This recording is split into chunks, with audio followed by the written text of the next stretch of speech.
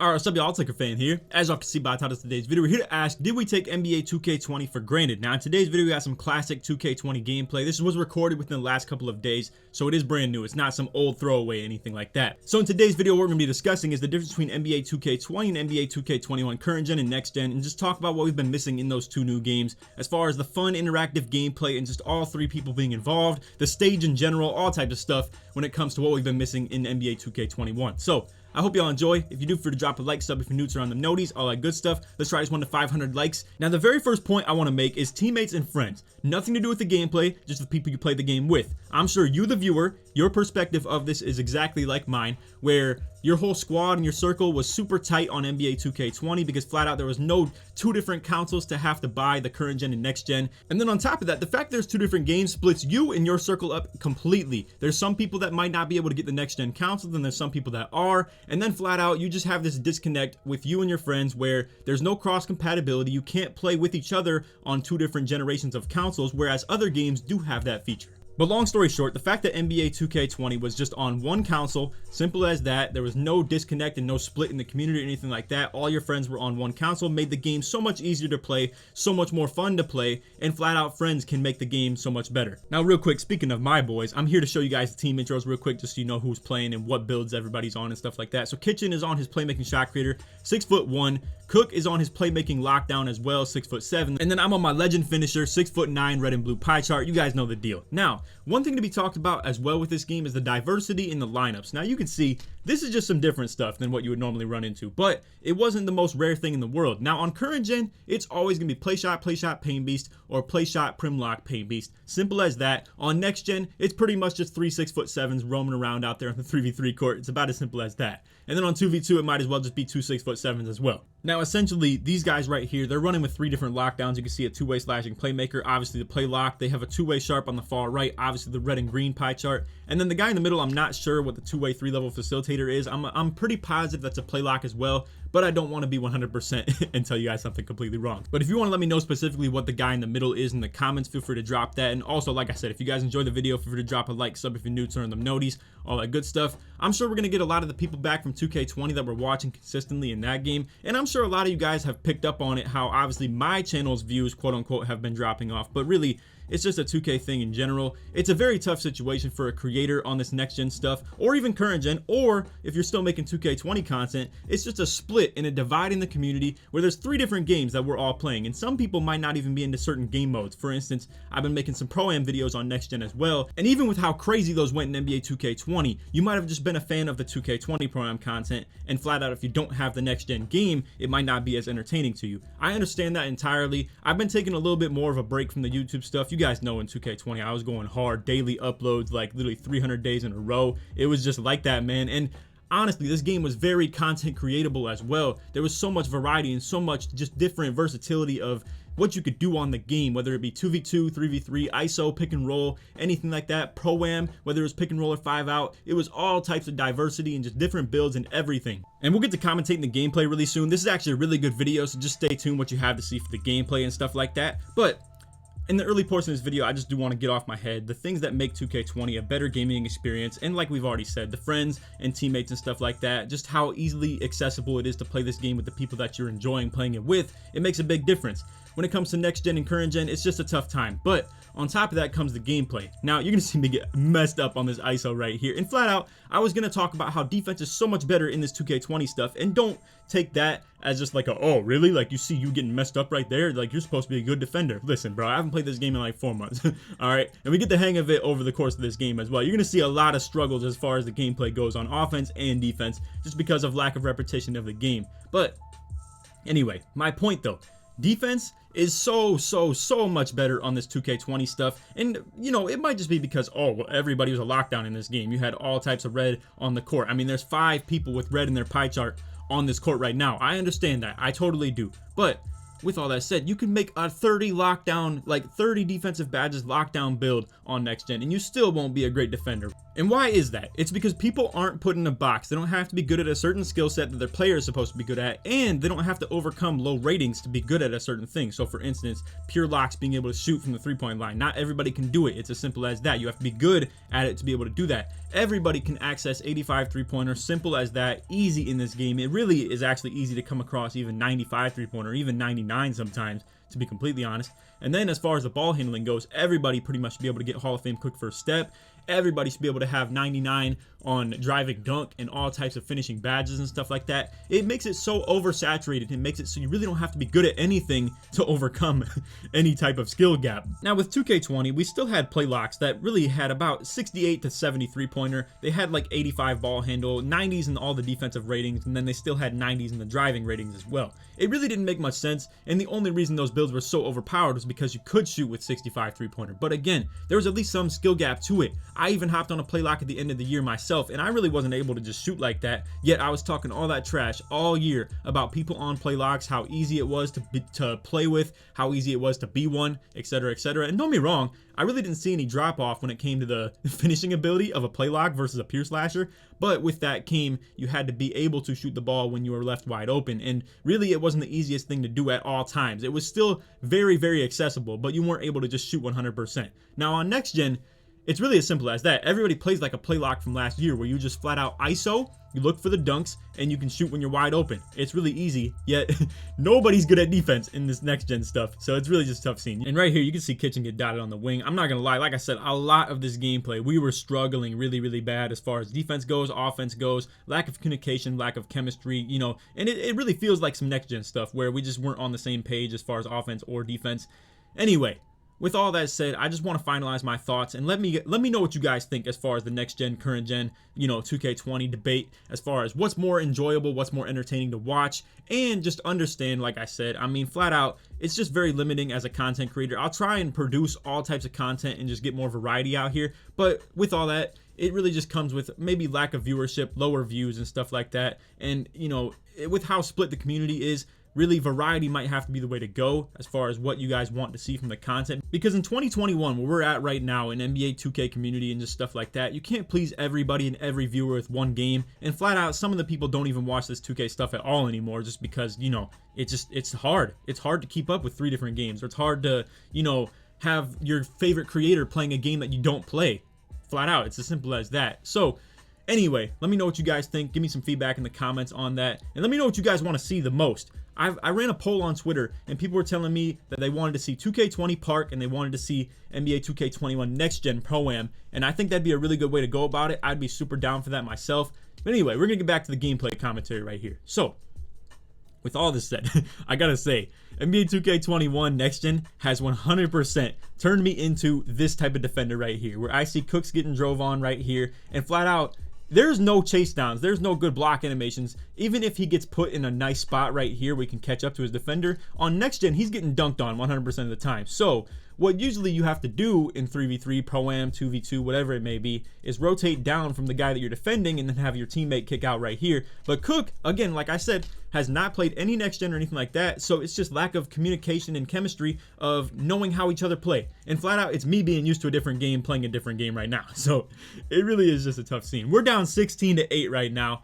8 points down in stage equals bad. It equals very, very bad. And most of the time, I would say last year, like going back to 2K20, there's no way you come back from this. Now, really quick, the thought process behind our offense right now, they're playing sides to where this guy in the red pants right here, I'm gonna just call him the big because that's where he's lined up at, but he's really not that tall. He's probably at most like 6'8", but either way, he's the slowest player on the court, 100%. He's the two-way sharp as well. This guy's more of the play lock, so with that comes less speed from this guy right here. So we're holding the screens. We're gonna try and get this guy on Kitchen, and flat out, there's no way we come back from this game with just scoring 2-point shots. So we're gonna try and have him ISO this guy right here for 3-pointers. I'm gonna camp the block and try and get rebounds. You can see me move in for positioning once I see he gets a shot opportunity, and that's how we're gonna try and come back in this game. I mean, flat out, we need 3-pointers and we need stops. It's as simple as that. Now, I'm on the wing with it right now. You're going to see Kitchen try and rotate down a little bit, and then Cook gets drove on. Can't get the chase down block. This dude gets his play take, and we're down 7 on game point. Now, if you look at this image right here, we are down 18 to 11, right? 7 points down. It's game point. They need a 3-pointer to win, and we're going to need 4 possessions to even come back in this game. 3 3-pointers would get us to 20 points, and then we'd still need another bucket one way or another, right? So it's a 4-possession game for us to even get the lead, yet they're up by 3 possessions. Now, check this out. Like I said, he even has playmaker takeover as well, so we can't help off anybody, and it's going to be as simple as we need to just literally force him to shoot and hope he misses, and maybe see how we can defend. But even at that, Kitchen puts up a crazy shot. We get the ball back, getting back to him as well. Same exact thing. We're 100% going to want him to ISO the dude in red pants now, because Blue is going to be super, super fast. You can see he gets off a great 3-point shot, just like that.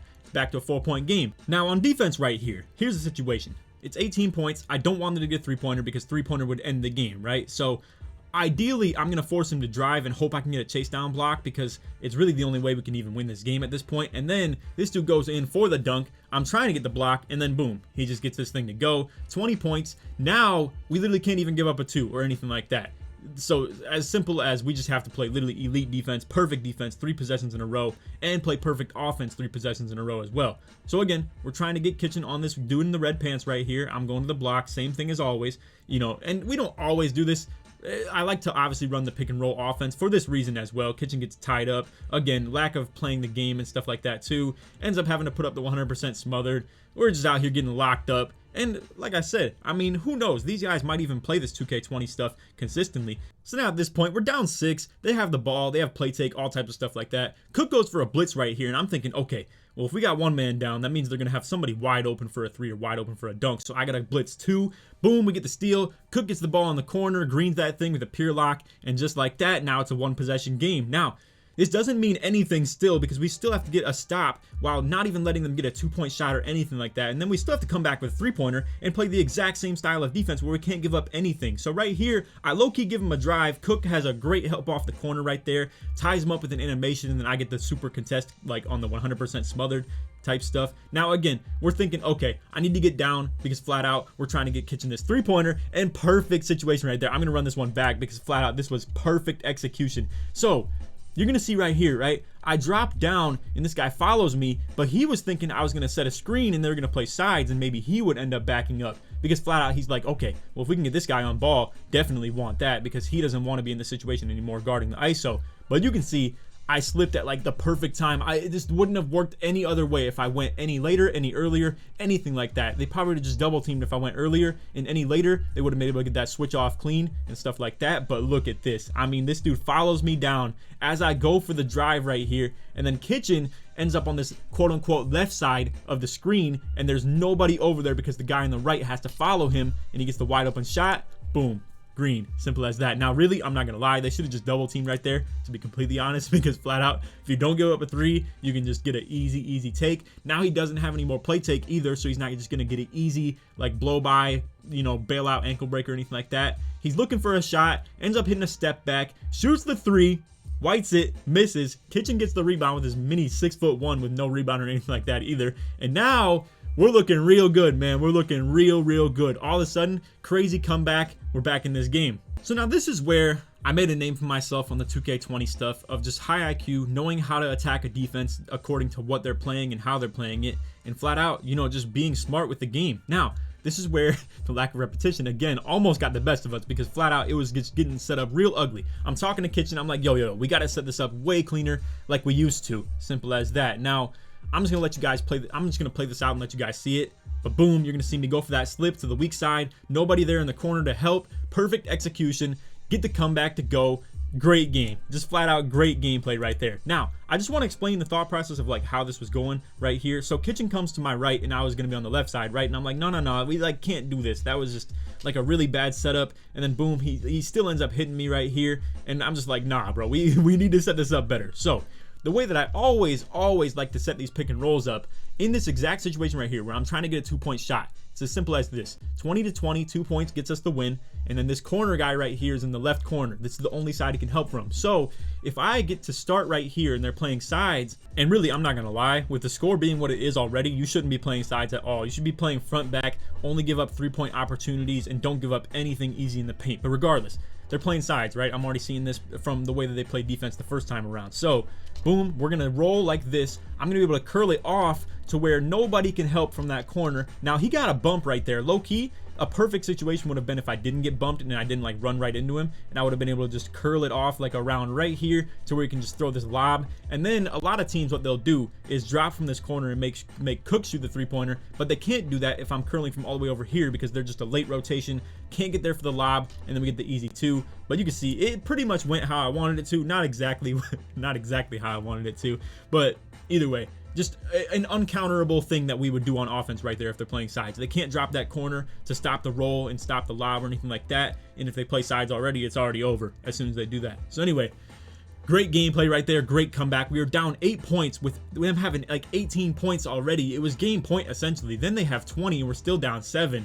I mean, it was just a crazy situation. But anyway, you can see final box score right here. Kitchen ends up going 4 for 7. Cook hits the 1 3-pointer that was huge, and then we hit those 4 slips, 4 rolls. And then rebounding wise, this one ended up pretty solid. I'm not gonna lie, it could have been a little bit better with the rebounds. I feel like I just missed a couple opportunities. Obviously only ended up with 1, but I think 1 went out of bounds as well. But either way, a little bit sloppy with the turnovers too, and then honestly the offense just didn't run exactly how we wanted it to. But that comes with Kitchen not even knowing how to dribble on this game flat out. I mean, it was a lot of stuff that he was like really quickly learning this stuff like all the way back as well. So honestly, super fun gameplay. If you guys want to see more of this, again, feel free to let me know in the comments. And hey, for all the people who came back to this video who haven't watched any of the NBA 2K21 stuff since like the first 2 weeks, I do appreciate you watching, and I understand entirely. And I'm not gonna be mad at you guys for not watching content you're not interested in. I just hope it's more of a 2K thing and not a me thing. And I feel like that's pretty reflective in any 2K YouTubers' views right now, that it's a community-wide thing and it's just a 2K thing, not a me thing. I'm also very, very hopeful that 2K22 can like reunite us a little bit as far as everybody in the community. And it's really a tough scene. I'm gonna be an open book with you guys and just talk for this little last portion of the video. Like, and this is how we always used to do it, man. This box score screen is so reminiscent. It's ridiculous how like I always used to just end these videos just talking at the end right here for all the people who care to watch all the way to the end. And I do appreciate you guys a ton. And for all the people who are back from the 2K20 stuff, if you haven't watched a single 2K21 video from me aside from maybe the first like week or 2 or something like that, right, when it was just interesting to watch, and then you find out it's not a very fun game to play, it's not a very fun game to watch, it's simple as that, right? I appreciate you guys watching this one a ton. I'm not going to be mad at you by any means for not watching this game right here. Like, or not this game, but you know, 2K21 Next Gen. I'm not mad at you guys at all for that. It is unfortunate, obviously, like I blew up a lot during this March and like April, May, June, July period where we were all kind of stuck in lockdown and stuff like that, right? And it was just a mega viewership spike. And it's super unfortunate though, I'm not gonna lie to you guys, because I've come to find out YouTube's algorithm, it's so much based on your subscription count and how many of your subscribers are watching your videos. And if all those people sub super heavy during that time yet aren't interested in the content anymore, it just really derails the YouTube channel that much more for reaching people, like new people, and just reaching the recommended in the homepage and stuff like that. So it's definitely a tough scene. I'm still thankful for all the stuff that we've been through as far as like the 2K20 stuff. It was a huge year. It was just major growth. I still hit 100K this year. It was like a huge moment for me and stuff like that as well. It's obviously been a little bit tough. I've only recorded like 4 or 5 videos every month for the last like 2 to 3 months, but I do want to get back to a little bit more consistency. The Pro-Am stuff has been really, really fun and really enjoyable. If you haven't watched those yet, give it a chance. I promise you it's some really, really interesting content. And even if you don't watch the game, I think you'll still find a lot of enjoyment out of it. And if you don't, like I said, it's whatever. I totally understand like the lack of interest in a game that you don't play. It makes total sense. I'm gonna just put it like that. But like I said, if you want to give the 2K21 Pro-Am stuff a chance, I think you would really enjoy it even if you don't watch the game. But anyway, that's all for the video. I hope y'all enjoyed. If you did, feel free to drop a like, sub if you're new, turn on them noties, all that good stuff. And like I said in the intro, let's try this 1 to 500 likes in the first 24 hours. If you're watching this point of the video right now, put Laker in the comments to show support you made it all the way through the end of this video. I'm sure this is probably around like 20 minutes, something like that. So feel free to just let me know if you made it all the way to the end of this one. Anyway, I hope y'all enjoyed. And on that, take it easy, man. Peace.